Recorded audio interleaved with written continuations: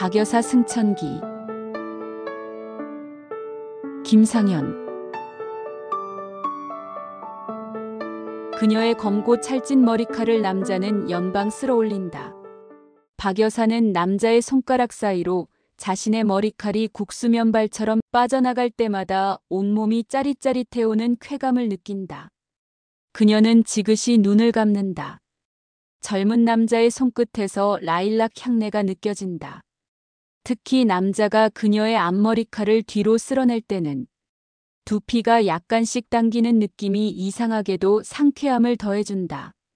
남자의 익숙한 손길은 마치 바이올린을 연주하는 듯 부드러우면서도 머리칼에서 손가락의 텐션이 느껴진다. 찰캉찰캉 남자는 그녀의 머리칼을 손가락 마디에 감아쥐고는 적당하게 잘라낸다. 잘린 머리카락이 목덜미를 간지럽게 타고 내려갈 때 그녀는 바람에 요사스럽게 흔들리다 흩어지는 자작나무 잎새를 생각한다. 일부러 그런 것 같지는 않았지만 남자의 손등이 귓바퀴를 반복적으로 스칠 때에 약간씩 감전된 듯한 기분이 그리 나쁘지 않다. 서울에서 방귀 뀌나 끼는 사람들의 마누라들이며 유명 연예인들이 드나드는 곳에 그녀들이 앉았던 미용의자에 버젓이 앉아서 머리를 손질하고 있는 자신이 마치 꿈을 꾸는 것만 같다. 그러나 남자의 익숙한 손놀림을 기분 좋게 느끼고 있다는 것으로 박 여사는 압구정동 외출을 꿈이 아닌 현실로 실감하고 있다. 그녀는 실눈을 뜨고 거울을 본다. 찰캉찰캉 남자는 얄쌍한 가위를 엄지와 약지 사이에 끼고 가위질을 해대다가도 재빠르게 오른손 검지와 장지로 감아올린 머리칼을 왼손이 능숙하게 빗질을 한다. 남자의 손에 쥔 가위가 입을 열고 닫을 때마다 나는 금속성 소리가 상큼하게 들린다. 실눈을 뜨고 있는 거울 속의 그녀를 향해 남자가 싱긋 웃어 보인다. 박 여사는 헛기침을 하고는 얼른 눈을 감는다. 암 상촌읍내 박은분이 아니지 아니고 말고. 시골 구석에서 썩던 박은부는 예전에 죽고 없지 죽고 말고. 압구정동이 그냥 압구정동이냐? 이 박은분이 아니면 누가 이런 생각에 빠져 있는데 남자의 손등이 다시 귓바퀴를 스치자 그녀는 마른 입에 고인 침을 꿀꺽 삼킨다. 그녀는 이런 데 오면 자신도 모르게 촌티를 낼 수 있다며 사나흘 전에 남자에게 줄 팁으로 5만원권 신권을 준비했었다. 머리 손질감 말고도 우아하게, 아주 우아하게 루이비통 핸드백에서 신권 2장을 빼내 팁으로 남자의 손에 쥐어줄 생각을 하니 그녀는 금방이라도 오줌이 나올 것만 같이 조바심이 났다. 마음 같아서는 기지개를 맘껏 펴고 으아 서울이 좋기는 좋다. 라고 소리라도 한바탕 지르고 싶은 심정이다. 남자는 이를 알기라도 한 듯 경쾌하게 가위질을 해나간다. 옆머리를 손질하기 위해 남자가 좌우로 허리를 굽힐 때마다 엉덩이에 걸친 청바지 위로 배꼽이 배시시 드러나 조인다. 배꼽 주위는 물론 위쪽으로 난 검고 매력적인 털이 육감적으로 느껴진다. 남자가 속옷을 입지 않고 얇고 매끄러운 겉옷만 입고 있다는 것이 조금도 이상하게 느껴지지 않는다. 압구정동에서는 그런 옷차림이 오히려 자연스럽다. 그래, 상촌에 내려갈 때까진 긴장을 늦추지 말아야지. 지난달에 산 루이비통 핸드백만 해도 그렇지. 시골 것들은 명품을 명품으로 알아보지를 못한단 말이야. 그런데 서울에서도 자칫 잘못 행동하면 오리지널 루이비통을 가지고도 짝퉁으로 오해를 받을 수 있다고 하니 각별히 조심해야겠다는 생각을 한다. 명품 가방에 관한 이야기인데 비 오는 날에 가슴에 품고 가면 진짜고 머리에 이고 가면 짝퉁이라는 말이 있지 않은가. 촌티를 내면 명품마저 짝퉁으로 보일 수가 있다는 생각에 그녀는 몸짓 하나하나에도 신경을 써야겠다고 마음을 다진다. 창 너머로 푸른 가을 하늘이 높아 보인다.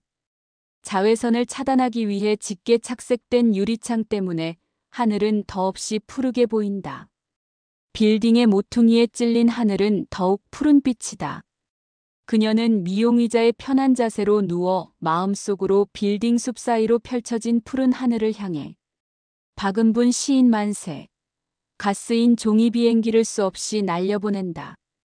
오후 3시, S를 만날 시간은 아직 이르다. 그녀는 대학로 마로니에 공원을 천천히 걸으면서 초면인 S에게 할 말을 머릿속으로 차근차근 생각해본다.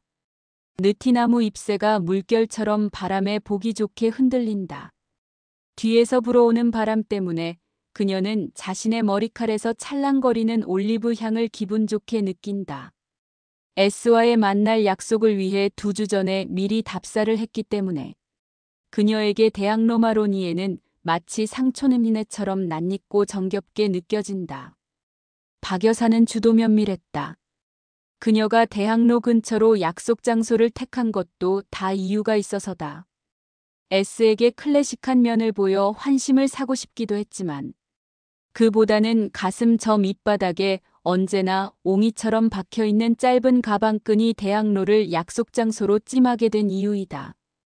또래 애들을 만나면 괜히 주눅이 들었던 가방끈, 그녀는 그것마저 지금은 잊고 싶었다.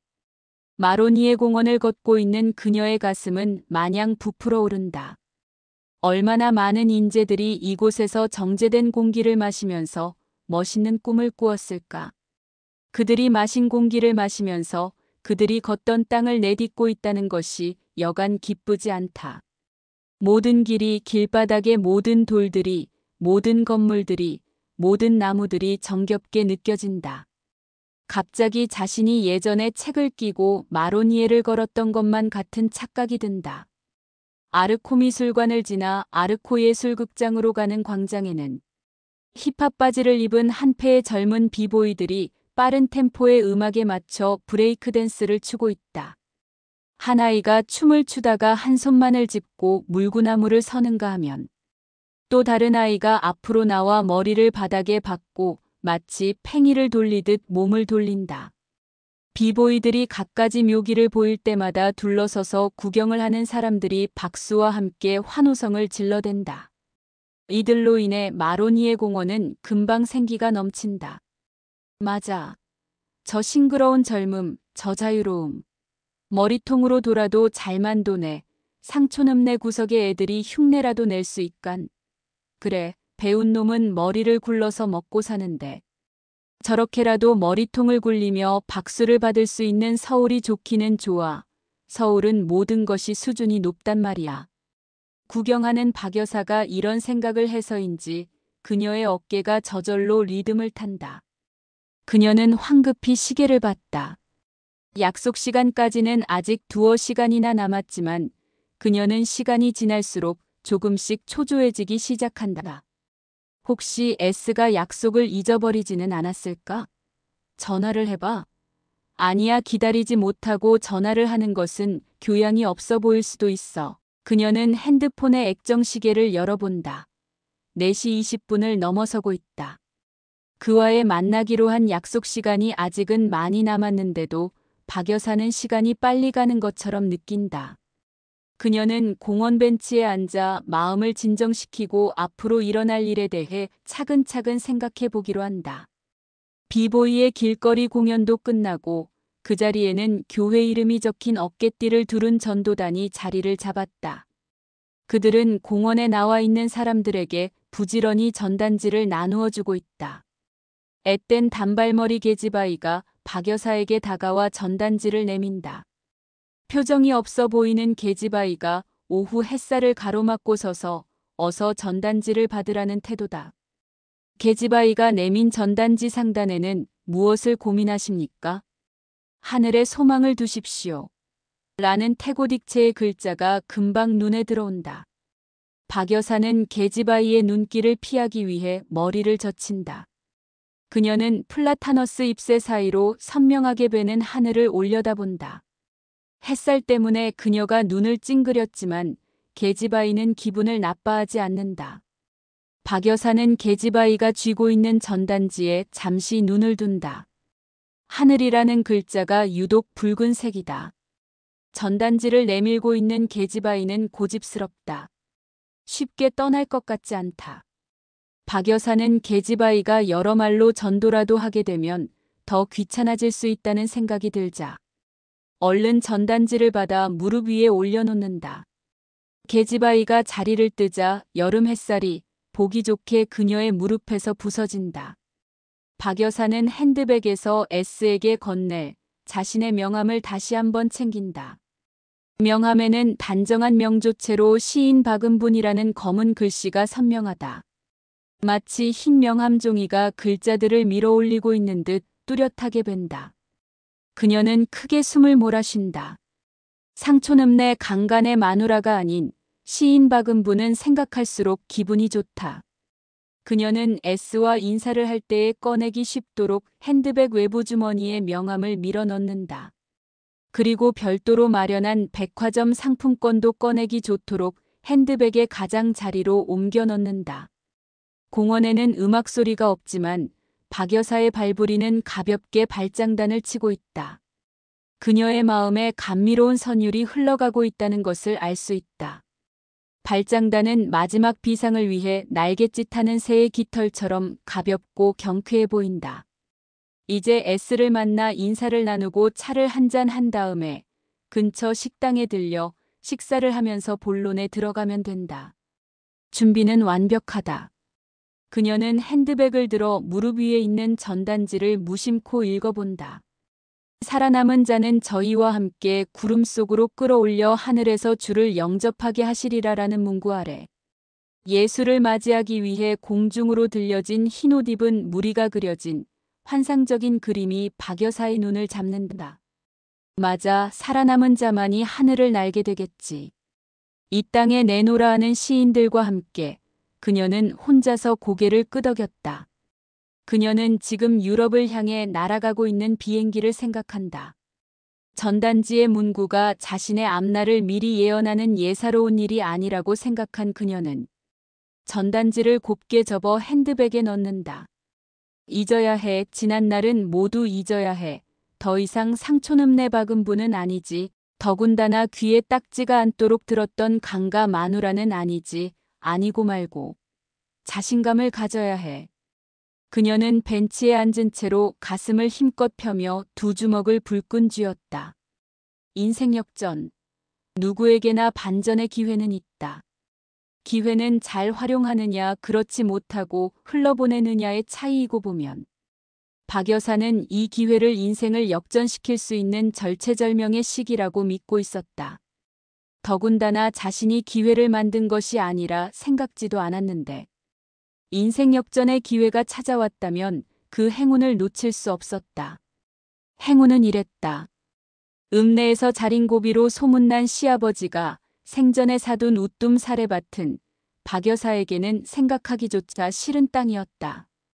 풀 한 폭이 스스로 싹을 틔울 수가 없는, 도저히 농사라고는 지어먹을 수가 없는 박토였지만 땅을 놀리면 죄받는다는 시어머니의 성화에 떠밀려 해마다 그곳에 콩을 심었었다. 그러나 알갱이가 여물기도 전에 대부분 시들어버려서 어느 해 한 번 농사다운 수확을 한 적이 없었다. 호미 끝에 걸려 나오는 돌멩이만도 밭가에 담을 칠 정도로 많았다. 그녀는 돌멩이를 밭가로 내던지면서 욕설을 퍼부었다. 욕설의 대상이 대부분은 시어머니였지만 밭고랑 몇 두록을 못 가서 박복한 자신의 신세를 한탄했다. 시어머니가 죽었을 때도 박 여사가 누구보다 서럽게 울었던 것은 자신의 박복함을 울음으로 터뜨릴 수 있는 기회였기 때문이었다. 그 자갈밭에 산업단지인지 유통단지인지 하는 것이 들어서게 되면서 사례밭을 정부가 매입하게 되었고 받은 보상금이 박 여사로서는 로또 복권 당첨에 버금가는 큰 액수였다. 그러고 보니 박 여사는 돌아가신 시어머니에게 여간 미안한 생각이 드는 것이 아니었다. 지긋지긋한 농사가 싫어 그녀가 남편을 충동질해서 사례밭을 처분하려고 하자 땅 팔아먹는 놈 치고 빌어먹지 않은 놈 못 봤다며 한사코 반대하던 시어머니가 생각할수록 그렇게 고마울 수가 없었다.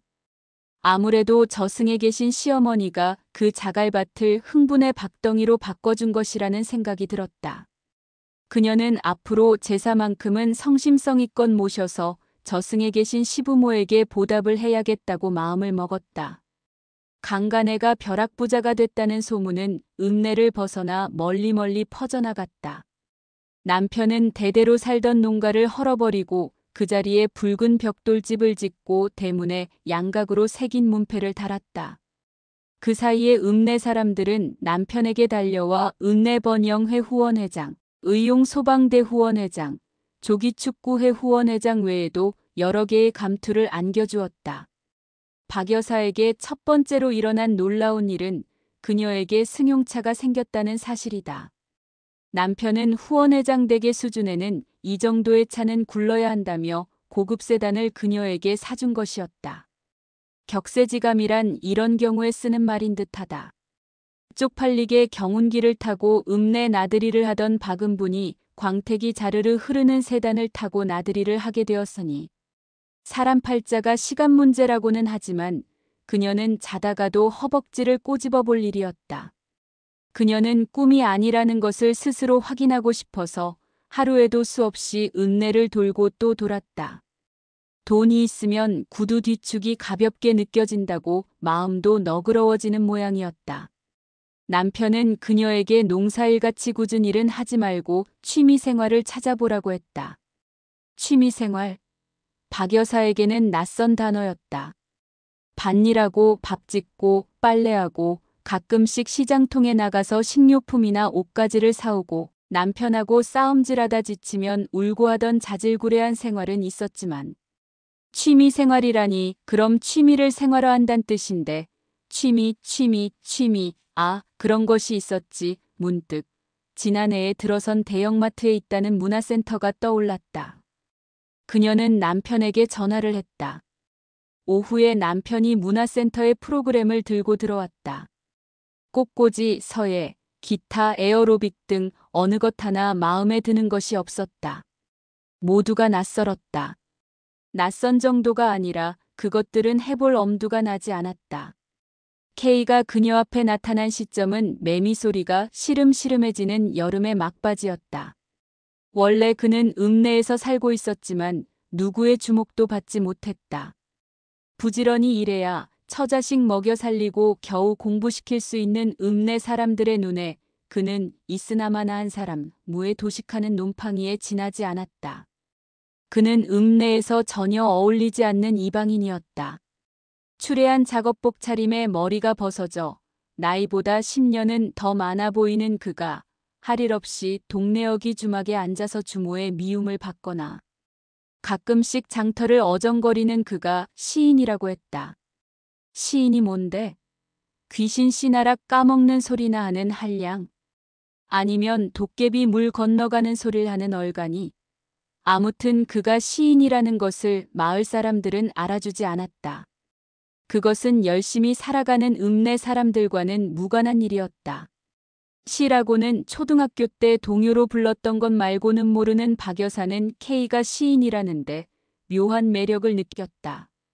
어릴 적 흑백 영화에서 봤던 장면, 폐병으로 각혈을 하면서 시를 읊어대던 청년 K를 보는 순간 왜 하필 아스라한 기억 속의 영화가 떠올랐는지 모르지만 그녀는 그날부터 시에 관심을 갖게 되었다.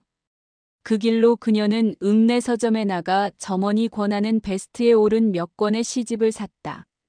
그녀는 그것들을 읽고 또 읽어봤지만 가슴이 뭉클한 느낌은 없고 무슨 말인지 전혀 알 수가 없었다. 그래도 그녀는 끝까지 읽었다. K를 만나기 위해. 황실다방을 들어서자 마담이 어쩐 일이냐는 표정으로 박 여사를 바라봤다. 마스카라를 짙게 한 마담의 눈매가 어둑어둑한 실내인데도 괭이 눈처럼 커 보였다. 구석에 앉은 K가 박 여사를 보자 여기라며 반쯤 일어나 앉는 신용을 했다. K는 기침을 하지 않았다. 피를 토하지도 않았다. 그런데도 박 여사는 자꾸만 흑백 영화가 생각나서 마담이 가져다 놓은 막잔에 담긴 물에 시선을 고정하고 그의 이야기를 들었다. 시집은 읽어봤느냐고 그가 묻고 베스트가 되었다는 시집을 읽어봤다고 그녀가 대답을 했다. 그런 허접한 것은 읽을 필요가 없다고 그가 말했고 그녀는 괜한 일을 했다며 후회했다. 그리고 그가 무어라고 어려운 말을 하는 것 같더니 시에 취미가 있으면 아무나 시인이 될 수 있다고 말했다. 박 여사는 시가 취미가 될 수 있다는 말에 귀가 번쩍 뜨였다. K는 생각이 있으면 토요일 오전 10시에 황실다방으로 나오라고 했다. 찬미래시 연구회 회원으로 받아주겠다는 것이었다. 박 여사는 더 이상 머뭇거릴 이유가 없었다. 찾는 자는 찾을 것이며 두드리는 자에게 열린다는 말이 있지만 문화예술 활동이라고는 전혀 기대할 수 없는 시골 바닥에 그런 모임이 있다는 것은 하늘이 박은 분을 위해 마련한 축복의 자리라는 생각이 들었다. 찬미래시 연구회라는 거창한 이름과는 달리 일주일에 한 차례 시골 안악몇이 작은 탁자를 사이에 놓고 앉아서 K의 이야기를 듣는 것이 고작이었다. 그러나 취미로 하다 보면 시인이 된다는데 박 여사는 마음이 끌렸다. 그녀는 그 모임에 들어간 지 얼마 되지 않아서 단연 중심 인물이 되었다. 회원 대부분은 문학 소녀를 꿈꾸던 학창 시절의 추억 때문이거나 시창작이라는 조금은 색다른 분위기가 좋아서 나왔기 때문에 열정이 없었다. 그와는 다르게 박 여사의 열정은 마치 신내림을 받은 무당처럼 싱싱했다. K가 쓴 시는 어려웠다. 그의 시는 아무리 읽어봐도 도무지 무슨 말인지 알 수가 없었다. 마치 철학서적 한쪽을 필사한 것처럼 K의 시는 난해했다. 그런 K의 시를 박 여사는 단 한 줄도 이해할 수 없었지만 그의 이야기에 엄숙했다. 미래에는 지금의 시라고 놔두는 허접한 것들은 모두가 쓰레기가 되고 자신이 쓴 것과 같은 시만이 살아남는다는 그의 말에 그녀는 머리를 조아렸다. K는 자신이 쓴 시를 참시라고 이름을 붙여 기존의 시와는 차별되어야 한다고 말했다. 맞아. 참숯, 참기름, 참깨, 참이슬처럼 시에도 참시가 있겠구나 하고 그녀는 고개를 끄덕였다. 그녀의 눈에 K는 낡은 것을 타파하고 새로운 지평을 열 위대한 성각자로 보였다. 그래, 상촌에서 위대한 인물이 나오지 말라는 법도 없지. 예수도 베들레헴이라는 깡촌에서 태어났는데. 상촌이 어때서 그러고 보니 반들거리는 대머리마저도 그녀에게는 지적 매력으로 느껴졌다. 창작에 대한 박 여사의 갈증은 K와 더욱 가깝게 만들었다. 이곳저곳 크고 작은 문학 행사는 물론 창작을 위해서는 스케치를 해야 한다며 K와 함께 여기저기 쏘다녔다. 산과 들판과 바다와 하늘은 그들에게 너무나 좁게 느껴졌다. 박 여사가 무심코 던진 말 한마디에도 K는 그냥 넘어가는 법이 없었다. K는 박 여사에겐 타고난 시적 자질이 있다고 입이 마르도록 칭찬을 했다. 참시는 영혼의 깊은 심연에서 발현되기 때문에 박 여사야말로 영혼과의 대화를 나눌 수 있는 천부적 소질이 있다며 그녀를 부추겨 세웠다. 그럴 때마다 그녀는 이제 시인이 되어가는구나 하는 가슴 뿌듯함이 느껴졌다. 박 여사는 말이 되던 안 되던 글이 되던 안 되던 머릿속에 떠오는 것들은 무엇이고 부지런히 적어나갔다. 심지어 봄날에 꾸기 쉬운 어수선한 꿈까지도 놓치지 않고 적었다. K의 주문이기도 했지만 그녀는 그런 것들이 영혼과의 대화일 것이라고 생각했다. 그렇게 박 여사가 쓴 작품들은 매일 K에게 전해졌다. 그리고 K로부터 찬사를 들으면 온몸에 전율이 느껴졌다. 새 술은 새 부대에 담듯 새 시대에 새 시인이 있어야 한다며. 그가 그녀의 눈을 바라볼 때는 울음이라도 터뜨리지 않고는 도저히 참을 수가 없을 정도로 흥분이 되었다. 기다려라.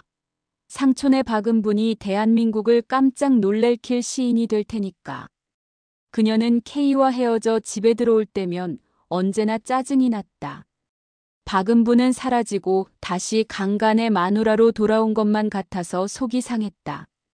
박은 분이라는 이름이 버젓이 있는데도 사람들은 그녀를 강간의 식솔 이상으로 인식하지 않았다. 시어머니가 살아있을 때에는 강간의 며느리로 불러지다가 시어머니가 죽고 나서부터 사람들은 그녀를 강간의 마누라라고 불렀다. 강간의라는 호칭 밑바탕에는 빈정거림과 업신여김이 깔려 있다는 것을 박 여사는 시집을 와서 곧장 알게 되었다. 비록 가난 때문에 못 배우고 입을 덜기 위해 어린 나이에 시집을 오긴 했지만 살 만큼 살면서도 동네 사람들에게 멸시를 당하고 있는 시댁이 못내 원망스러웠다. 상촌에서는 아이들도 어른들을 따라 강간애가 앉은 자리는 풀도 안 난다는 말을 입에 달고 다녔다. 그렇게 한번 사람들 입에 밴 말은 고쳐지지가 않는 모양이었다. 읍내에 있는 모임이라는 모임의 후원회장은 모두 그녀의 남편이 맡아서 하는데도 강간애하는 말은 여전했다. 그녀가 읍내 노인정에 떡을 돌렸을 때에도 강간의 마누라가 가져온 떡으로 사람들에게 인식되는 것을 보고 그녀는 어떻게 해서든 강간애하는 호칭만큼은 꼭 떼어내고 말겠다는 결심을 했다. 지금은 자신이 별 볼 일 없으니까 강간의 마누라 하지만 만약 시인이 되는 날에는 아무도 그렇게 부르지는 않을 것이라는 생각이 들었다. 그런 생각을 할수록 박 여사에게 K는 인생을 바꾸어줄 스승처럼 소중했다. 강간의 마누라가 K와 보통 사이가 아니라는 소문이 읍내에 파다하게 퍼질 즈음에 그녀는 정말 시인이 되어 있었다. K는 박 여사의 작품을 들고 개간지 아침을 찾아갔다. 당선 소감까지 써가지고 출판사를 찾은 것은 전혀 이상할 것이 없었다. K와 출판사 주간 사이에는 이미 묵계가 되어 있었다.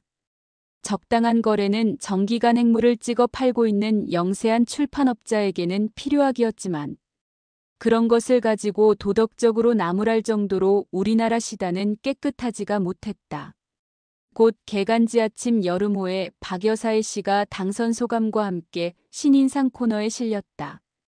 영감에 의존했다는 박 여사의 작품에다 K가 다시 뒤틀기와 낯설기의 기법을 더해 아리송하게 만든 작품이었지만 심사평은 극찬에 가까웠다. 화사하게 웃고 있는 박 여사의 사진은 흑백으로 실려 있었다. 자신의 작품이 실린 잡지를 받아들고 박 여사는 사진에서보다 더 크게 웃었고 K는 자신이 상촌에서 시인을 배출시켰노라며 거드름을 피웠다. 마음 같아서는 시장통에 경축, 박은분 시인 문단등단이라 쓴 큼지막한 걸개를 내걸고 싶었다. 그 길로 그녀는 명함을 새겼다. 시인 박은분 명함 하단에는 참미래시연구회 회원이라는 글자가 눈길을 끌었다.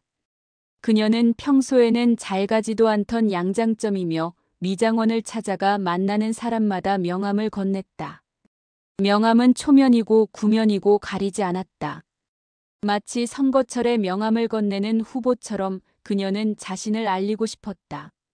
그녀는 자신이 시인이 되었다는 것을 알리는 것이 중요했다. 그러나 얼마 가지 않아서 그녀는 상촌에서의 관심 끌기를 접었다. 큰 물고기는 큰 물에서 놀아야 한다며 K를 따라 서울 나들이가 많아지면서 상촌은 점점 그녀의 관심에서 멀어져 갔다. 시인이 된 박 여사는 날개를 단 것과 같았다. 그 날개는 독수리 날개처럼 힘이 있어서 서울이 고지방이고 할 것 없이 문학 행사가 있는 곳이라면 어디건 찾아다녔다. 관대함인지 무관심인지 박 여사의 외출에 남편은 관심조차 없었다. 남편은 K가 그의 마누라를 맡아 관리해줘서 고맙다고 인식하는 듯 했다. 늦여름의 해는 길다. 6시가 가까웠는데도 해는 그림자를 남기지 않는다. 박 여사는 해화역 2번 출구를 지나 해화동 로터리 쪽을 향해 천천히 발길을 옮긴다. 오른쪽으로 스타벅스 간판이 눈에 들어온다. 스타벅스의 문을 열고 들어서자 커피향이 후욱하고 밀려온다. 그녀는 순간적으로 코를 벌름거리며 커피향을 맡는다.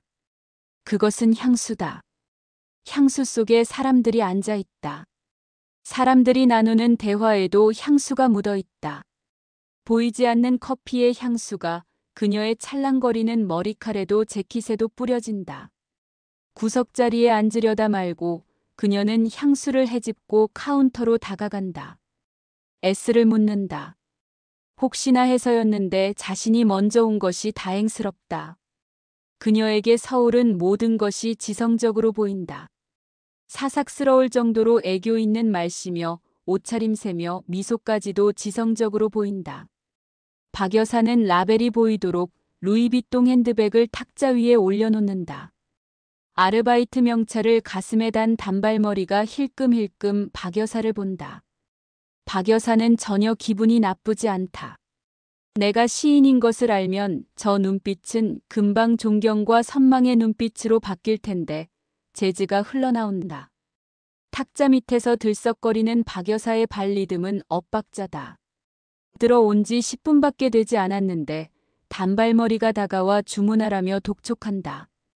그녀는 벽에 걸린 붉은 아크릴 메뉴판을 본다. 커피 종류가 너무 많다는 것, 그 많은 것 중에 아는 것이 하나도 없다. 그녀는 처음으로 지성이 어렵다는 생각을 한다. 포마드를 듬뿍 발라 머리를 뒤로 빗질해 넘긴 사내가 박 여사를 향해 걸어온다. 첫눈에 S라는 것을 알 수 있다. 그가 입은 잠바가 덥게 보인다. 잠바를 입기에는 때일은, 아직은 여름, S는 이미 박 여사를 알고 있다는 듯 전혀 머뭇거림이 없이 성큼성큼 그녀에게로 왔다. 박 여사는 엉거주춤 일어난 자세로 가볍게 묵내를 한다. S가 자리에 앉자 어느 틈에 단발머리가 다가왔다. 박 여사는 그를 따라 에스페로스 커피를 주문한다. 박 여사는 루이비통 핸드백에서 명함을 꺼내 정중하게 그의 앞으로 내민다. 명함을 받은 그가 흐음하며 짧게 웃었지만 코웃음은 아니다. 그가 커피를 마시다 말고 미간을 찡그린다. 뜨거운 커피 때문일 것이라고 박 여사는 생각한다. 그가 K의 안부를 묻고 상촌에 한번 내려가겠노라고 한다. 그리고 박 여사의 반응을 살핀다. 물론 박 여사는 반색을 한다. 그가 시계를 본다. 저녁을 먹으면서 이야기를 하자는 사인이다. 커피숍은 재즈 소리와 사람들의 대화가 뒤엉켜 깊은 대화를 나누기엔 부적절하다. 박 여사가 핸드백을 들자 기다렸다는 듯 그가 일어선다. 그가 앞서 걸어 나간다.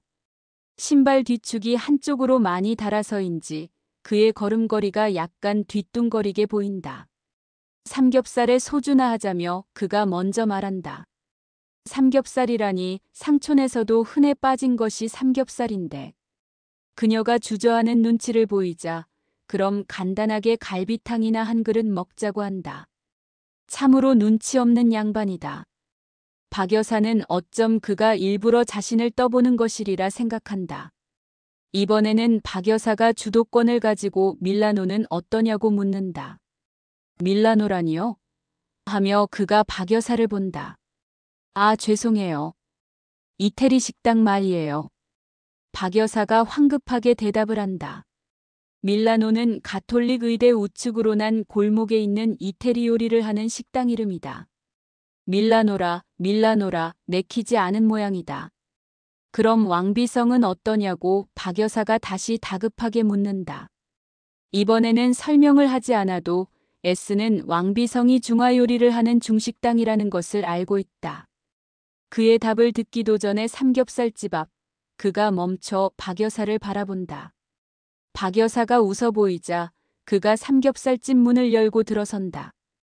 박 여사는 S가 자신을 떠보려는 것이 아니란 걸 알자 허망한 생각이 든다.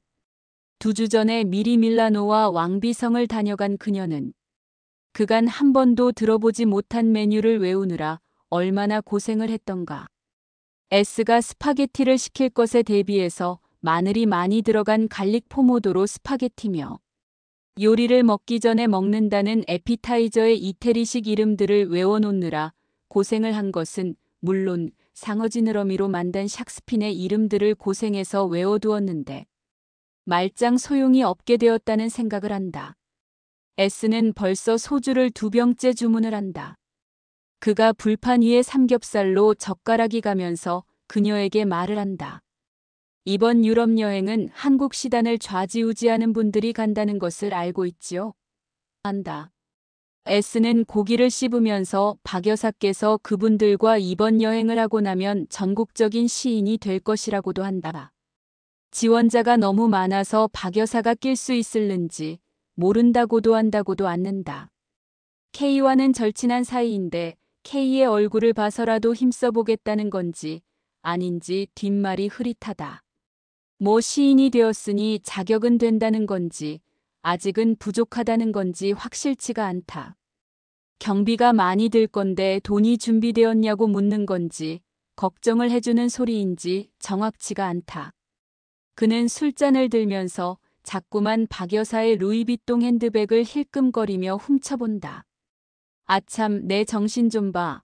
박 여사는 서둘러서 핸드백에서 봉투를 꺼낸다. 그리고 상품권과 함께 봉투를 그에게 내민다. 불판 위에 남은 삼겹살은 기름기가 없이 삐둑삐둑해 밴다. 그는 젓가락을 놓고 봉투와 상품권을 받아 재킷 안쪽 호주머니에 넣는다. 그가 처음으로 호탕하게 웃는다. 취기 때문만은 아닌 것 같다. 지원자가 많기는 해도 낄 수 있게 해주겠다고 한다. K의 얼굴을 봐서 확실하게 힘써보겠다고 한다.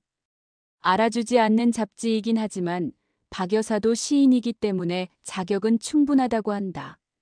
그 말을 듣고 있던 박 여사는 마치 다짐이라도 받으려는 듯 진지한 표정을 지어본다. 그리고 자신의 어금니를 꼭 깨물면서 속으로 외쳐본다. 됐어. 이젠 됐어.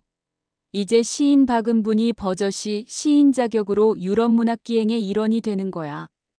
그녀에게 오늘 내려가야 되지 않겠느냐며 그가 일어선다. 박 여사는 그를 따라 일어서면서 자상하면서도 믿음직한 분이라는 생각을 한다. 빨리 내려가서 K에게 오늘 있었던 일을 말해야겠다는 조바심이 생긴다. S는 아직 취기가 가시지 않았다. 그는 약국에 들려 진통제와 신경안정제를 산다. 아마 의사의 처방전이 필요 없는 약품인 듯 안경을 코끝에 걸친 약사는 무표정하게 그에게 약을 건넨다. 그리고 슈퍼에 들려 소주와 오징어 그리고 아내에게 줄 요플레 몇 개를 종이 봉다리에 넣는다. 그는 기분이 좋은지 콧노래를 부르지만 술 때문이지 헛바퀴를 도는 레코드판처럼 같은 소절만 반복해서 흥얼거린다. 그의 집은 언덕길을 거의 올라선 8부 능선에 있다. 그가 골목 시멘트 담장에 붙어있는 녹이슨 철대문을 밀고 들어서자 마당이라고는 없는 곧장 처마가 나타난다. 처마 밑으로 창문이 나 있다. 창문에는 비닐이 쳐져 있다. 창의 모양으로 봐서 원래 유리창이 있었나 보다. 그가 문을 열자 습한 냄새가 기다렸다는 듯 확 뿜어져 나온다. 부엌이다. 방은 부엌을 통해 들어간다. 방은 더 습하다. 방에 들어선 S가 불을 켜려다가 그만둔다. 가로등 불빛이 비닐 창문을 통해 어렴풋하게 방 안에 떨어지고 있다. 아내는 오늘도 안수기도를 받으러 갔나 보다. 병원에서는 너무 늦었다고 하지만 생을 포기하기에 아내는 너무 젊고 예쁘다. 오랫동안을 가슴 통증을 앓으면서도 한사코 병원 가기를 싫어했는데 결국 유방암 말기라는 의사의 진단을 받고는 밤새껏 우는 아내 옆에서 S는 가난이란 가장 큰 죄악이라고 생각했다. 아내를 위해서 그가 할 수 있는 일이란 진통제와 신경안정제를 사날르는 일 외에 그녀를 위해 해줄 것이라고는 없었다. 안수기도가 고통을 덜어주는 것은 아니었지만 죽음을 현실로 받아들이는 듯 아내는 점점 담담해졌다. 아내의 브라자가 경대 밑에 떨어져 있다. 수술을 받아 없어진 가슴 때문에 브라자를 할 수 없는데도 아내는 거울 앞에서 자주 브라자를 가슴에 대보곤 했다. 에이 골빈년들, 가짜는 시를 발표하려고 돈 싸들고 잡지 사나 기웃거리는 속물들, 배때기에 기름이 차니까 뭐. 시인. 에라 똥물에 튀길 년들. S는 방 안에 주저앉아 소주를 병채로 나발을 분다. 아내의 브라자를 바라보고 있는 그의 눈에는 이슬 같은 눈물이 고여 있다. S와 헤어져 서울역에서 KTX를 탄 박 여사는 여전히 들떠 있다. 그녀는 핸드백에서 유럽 문학기행 참가 희망자 모집 팸플릿을 꺼내 다시 본다. 이제 세계적인 시인들이 활동했던 무대에 뛰어드는 거야. 괴테, 헤세, 보들레르가 호흡했던 땅의 공기를 마시면서 그들의 유적지를 돌아보면 영혼이 맑게 깰 거야. 박 여사는 S가 한 말을 곱씹어 본다. 갑자기 눈앞이 확 트이는 황홀한 기분이 든다. 그녀의 눈에는 승객들이 모두 행복해 보인다. 모두가 어디서 많이 본 듯한, 금방이라도 그들이 다가와 축하한다며 인사라도 할 것 같은, 그녀는 박은분 시인님. 유럽 문학기행 잘 다녀오세요. 하는 환청을 듣고 있기라도 하는 듯 기분이 좋았다. 그러고 보니 S가 꼬박꼬박 자신을 박 여사로 불러주었던 생각이 난다. 강간의 마누라가 아니 박 여사. 이제 비로소 자신의 격에 맞는 호칭을 찾은 것이라는 생각이 든다. 어둠 속으로 기차는 질주하고 간간히 차창으로 농가의 불빛이 띄엄띄엄 보인다. 그것들은 별빛이 되었다가 별똥별이 되어 박 여사를 스쳐 지나간다. 휴대전화 벨이 울린다. K. 그녀는 반갑게 홀더를 연다. 남편에게서 온 전화다. 그녀는 시무룩한 표정이 된다. 그녀가 홀더를 닫는다. 이봐요. 나 강간의 마누라가 아닌 박은분 시인이란 말이에요. 이젠 상촌의 박은분이 아니라 한국을 대표하는 여류 시인이란 말이에요. 시인들이 몰락할 때 미래에 살아남을 참시를 쓰는 박은분 시인. 아세요? 당신 정말 아세요? 그녀의 속마음이 입술을 타고 밖으로 터져 나온다. 옆자리에 앉은 사내가 흠칫 놀라며 그녀를 본다. 상촌이 가까워지는데도 그녀는 상촌으로 간다는 생각을 하지 않는다. 짙은 어둠으로 인해 창은 거울처럼 막다. 그 거울에는 남편도 K도 S도 보이지 않고 자신의 모습만 보인다. 그녀는 아이처럼 창에 입을 가까이 대고 호호 입김을 분 다음에 손가락으로 박은분 시인 만세 라고 쓴다. 끝까지 들어주시어 감사합니다. 구독과 좋아요는 제작하는 데 큰 힘이 됩니다.